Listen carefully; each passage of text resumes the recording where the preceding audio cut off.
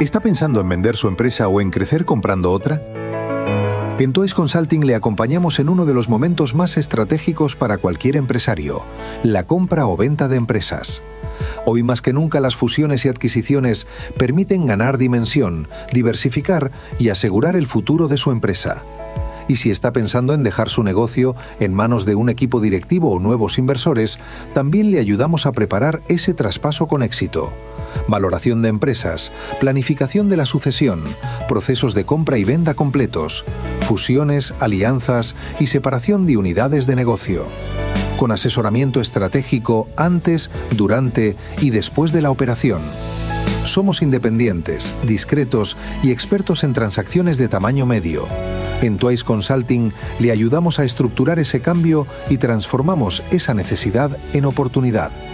Descúbralo en twiceconsulting.com.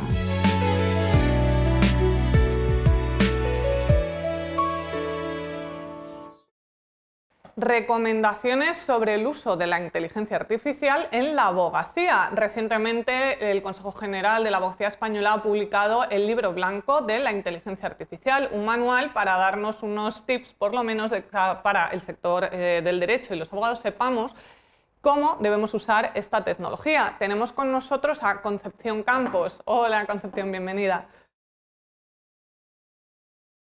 Oye, Concepción. El micrófono igual lo tienes desconectado. Concepción es miembro del Consejo Asesor del Consejo General de la Abogacía Española, es experta en gestión pública e inteligencia artificial. Bienvenida, Concepción. Hola, ¿qué tal? Encantada de estar aquí en Tinku Legal, Lara. Bueno, muchas gracias a ti por conectarte desde Vigo, además, muchas gracias. Bueno, yo la primera pregunta, también por introducir un poquito el tema a la audiencia, ¿no?, es ¿cuál es el principal objetivo que se ha buscado con este libro blanco de la abogacía, de la inteligencia artificial en el ámbito de la abogacía?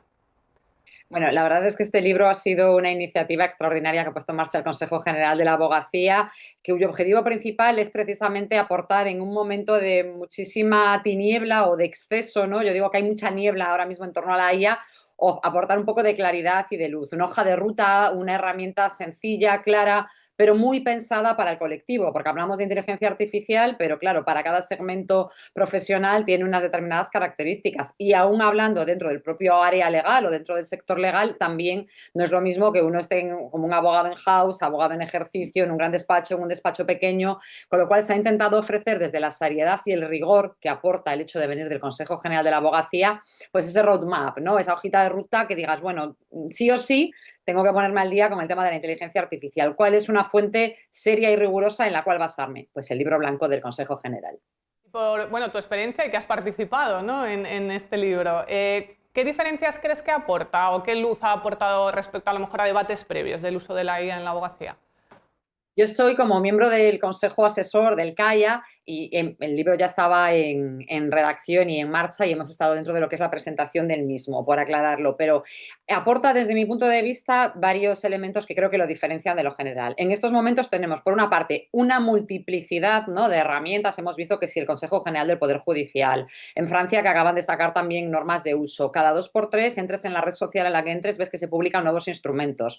Y realmente cómo tenemos capacidad nosotros que nos dedicamos al sector legal, da igual que sea el área mercantil, el área de lo social, pues da igual cualquiera de nuestros ámbitos, cómo tenemos capacidad para discernir y saber cuál puede ser. Pues por una parte está esa seriedad, se realiza en colaboración con la Universidad de Valencia, con lo cual tenemos también ese conocimiento académico, pero además con un enfoque muy práctico, muy de casos de uso. Porque claro, cuando hablas de inteligencia artificial, en realidad estás hablando de un escenario infinito, ¿no?, que podríamos estar hablando durante días y días y sin llegar a hablar de una herramienta en concreta, con lo cual nos da ese aporte de saber cómo usarlo, cuándo usarlo, pero también por dónde empezar para aquellos que sean todavía pues más profanos en la materia, porque al final pensemos en las miles y miles de personas que en nuestro país se dedican al sector legal, ¿no?, y los distintos grados de conocimiento que hay. Pues lo que ofrece el manual, lo que ofrece el libro blanco de la IA es pues intentar tener como un crisol, ¿no?, de herramientas con las cuales ayudar a los distintos compañeros del sector legal a introducirse en este, bueno, proceloso y complejo mundo de la IA. Bueno, y además el libro habla un poco de que es un complemento, ¿no?, que no puede venir a sustituir este juicio que tenemos, o por lo menos debemos tener los abogados, voy a decir, cada uno experto en su materia. ¿Qué papel crees que debería seguir teniendo ese juicio, ese uso de la IA? ¿Cómo lo cuenta el libro? ¿Cuál es tu experiencia? El Eh, equilibrio, quizá, ¿no?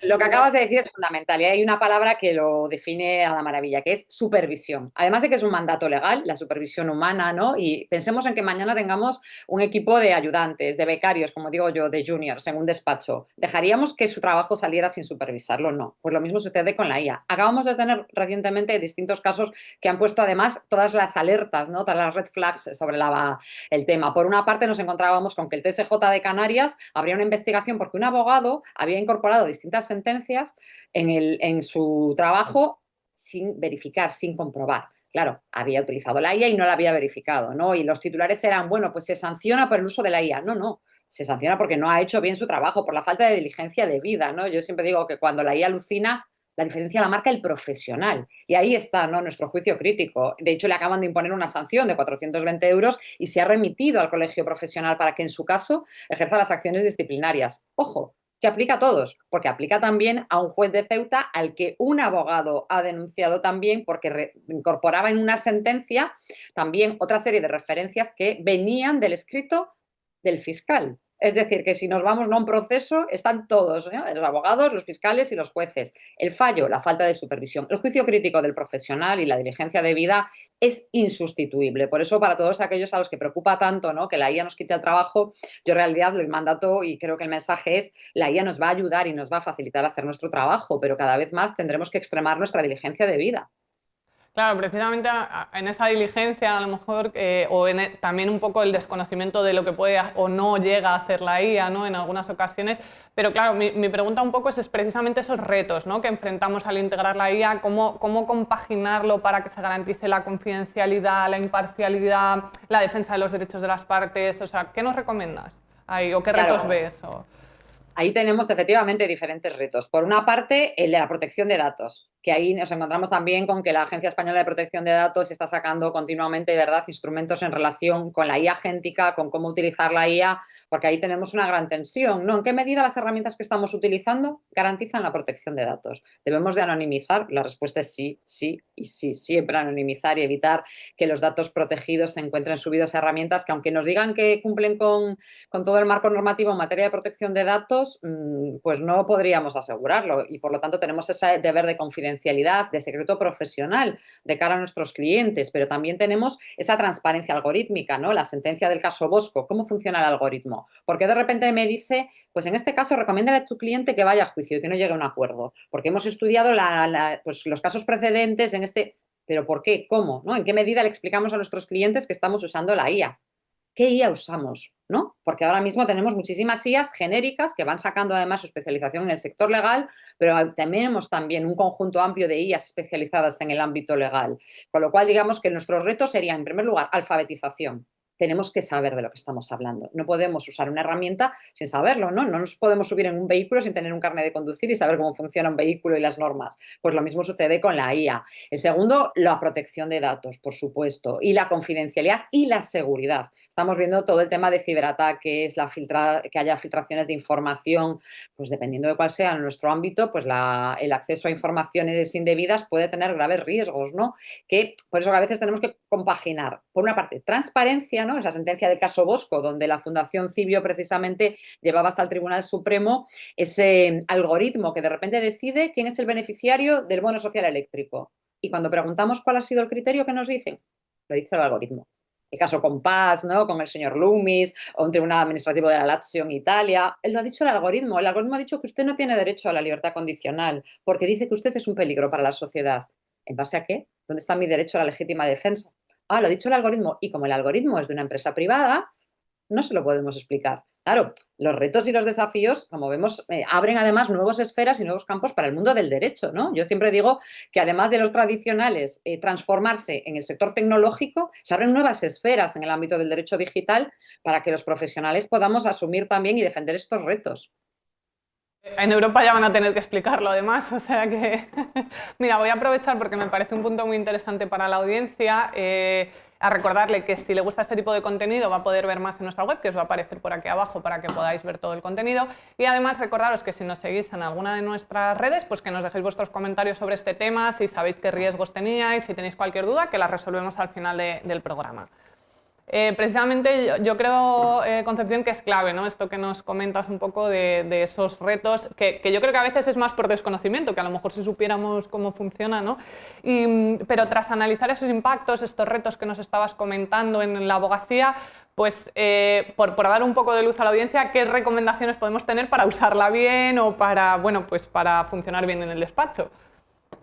Bueno, lo primero es recordar que tenemos un marco legal, que como bien decías, estamos en Europa y afortunadamente tenemos ahí un equilibrio entre regulación y protección de los derechos de las personas, ¿no? El marco legal establece que en función del riesgo que asumimos al usar la IA, ¿no? Pues en la Administración de Justicia, por ejemplo, tendremos que tomar unas medidas de mitigación, ¿no? Pues si nos subimos a un vehículo nos tenemos que poner un cinturón por si tenemos un accidente, tener menor daño. Pues esto es lo mismo. ¿Que puede afectar a los derechos de las personas? Pues evidentemente tendrá que tener pues, una serie de guardarraíles o de medidas que nos ayuden y que nos protejan, ¿no? Desde ese punto de vista. Hay que tenerlo muy claro cuáles esos sistemas de riesgos pueden afectar a nuestros derechos, porque hagan un cribado en la selección, imaginémonos para un despacho, nos presentamos y hacen un cribado basado en la IA. Con lo cual yo creo que desde ese punto de vista tenemos que tener muy en cuenta ese tipo de prevenciones. Luego saber qué tipo de despacho soy. Pues no es lo mismo si me dedico al derecho medioambiental que si al derecho energético, que si al derecho social, ¿no? Yo siempre digo que siguiendo las máximas de los clásicos, ¿no? Conócete a ti mismo.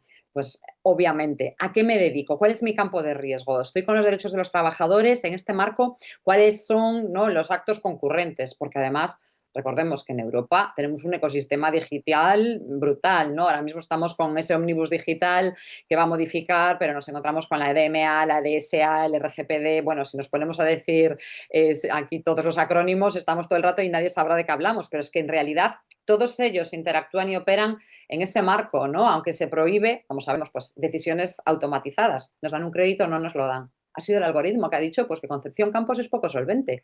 Oiga, no, que sí que soy solvente, ¿no? Que además es curioso porque normalmente este tipo de estadísticas suelen ser más discriminatorias con las mujeres, que somos mucho más prudentes, ¿no? En la gestión del dinero y de estas cosas. Que eso es otro riesgo y es los sesgos, ¿no? Que ahí, por ejemplo, el tema de mujeres o pues, a veces por determinadas religiones, creencias políticas o demás, que en un momento determinado, imaginémonos, ¿no? A medida que va creciendo toda esta esfera digital, nos pueden acabar discriminando, ¿no? Pues aunque sea una tontería, pues antes yo me acuerdo de Dippel, ¿no? Pues decía engineer y siempre era ingeniero, ahora ya es ingeniero o ingeniera. Pero bueno, hablas en el ámbito de la medicina y será el doctor y la enfermera. Evidentemente, el deep learning y el machine learning hacen que aprenda, aprenda y aprenda de un mundo en el que no había igualdad. Por eso es tan importante también que cuando trabajemos con la IA dentro de nuestros despachos tengamos muy en cuenta el tema de los sesgos. Primero, es un mandato legal y segundo, es un deber ético por parte del código deontológico de todos los abogados y abogadas. ¿Crees que, sin duda, coincido además en esos sesgos, ¿no? Pero ¿crees que por lo menos en Europa ahora con el reglamento de la inteligencia artificial, bueno, aparte de todos los que nos acabas de comentar, ¿crees que puede ser suficiente? Vamos a tener que seguir enfrentando nuevos retos. Bueno, siempre hay nuevos retos, ¿no? Pero ¿cómo lo ves desde tu experiencia? A ver, yo creo que desde ese punto de vista estamos en un escenario privilegiado frente a otros entornos. ¿Qué sucede? Que al final pensemos en muchos de los entornos en los que nos movemos, pongámonos en redes sociales. ¿Y dónde están? ¿No? Hemos visto hace muy poco la polémica por la red X y todo lo que hacía con las fotografías, ¿no? Al final, como no todo esto, digamos que el mundo digital ha roto un poco las fronteras.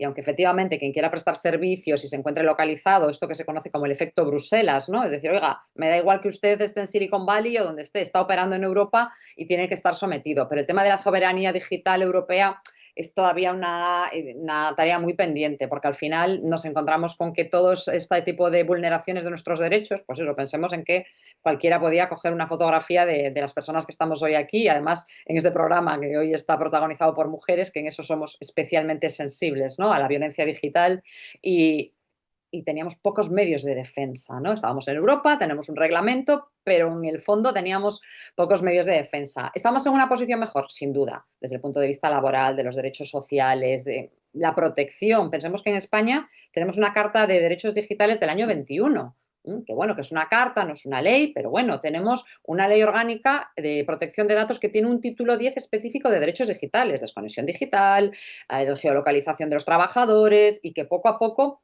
se están incorporando, lo vemos todos los días en convenios colectivos, ya el tema de la IA, ¿no? De una forma que protege los derechos de todas las personas, ¿no? Y en especial las más vulnerables. Con lo que, bueno, aunque me extendí un poco, la respuesta corta es sí, estamos en mejor posición, evidentemente, que en otros ámbitos geopolíticos, ¿no? A ver, todos yo creo que lo vemos así, también están los de hay mucha carga, pero sin duda yo creo que sí que es un privilegio. Claro. Y un privilegio haberte tenido con nosotros, Concepción Campos. Muchas gracias por conectarte y bueno, por contarnos un tema tan interesante. Muchas gracias. ¿Organizas eventos, congresos o ferias? ¿Tienes dificultad para atraer asistentes o conseguir patrocinadores? En Tinku Televisión te ayudamos con el marketing y convertimos tu evento en una experiencia audiovisual completa.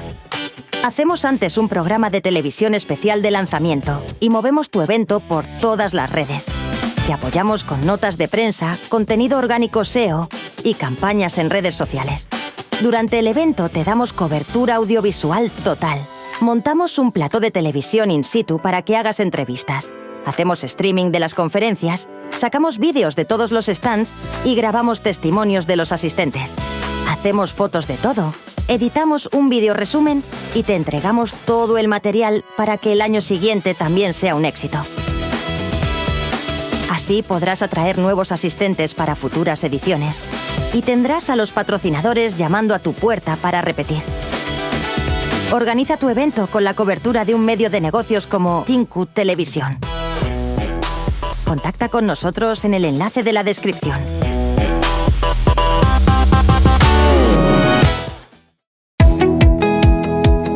En un mundo donde las marcas compiten por un segundo de atención, hay un lugar donde tu mensaje no solo se ve, se escucha, se entiende y se recuerda.